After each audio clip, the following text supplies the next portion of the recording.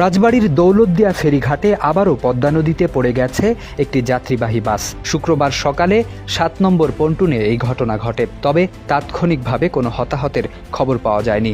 BIWTC সূত্র জানায়, কুষ্টিয়া থেকে ঢাকাগামী এসবি পরিবহনের একটি বাস সকাল ৯:৩০টার দিকে ফেরিঘাটের পন্টুনে অবস্থানকালে নিয়ন্ত্রণ হারিয়ে সরাসরি পদ্মা নদীতে পড়ে যায়।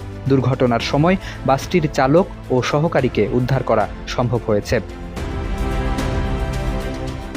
বিআইডব্লিউটিসির দৌলতদিয়া ঘাট শাখার সহকারী মহাব্যবস্থাপক মোহাম্মদ সালাউদ্দিন জানান, প্রাথমিকভাবে ধারণা করা হচ্ছে বাসটি থেকে যাত্রী নামানো হচ্ছিল, ফলে বড় ধরনের প্রাণহানির আশঙ্কা আপাতত নেই। তবে বিষয়টি নিশ্চিত হতে উদ্ধার কার্যক্রম ও অনুসন্ধান চালানো হচ্ছে।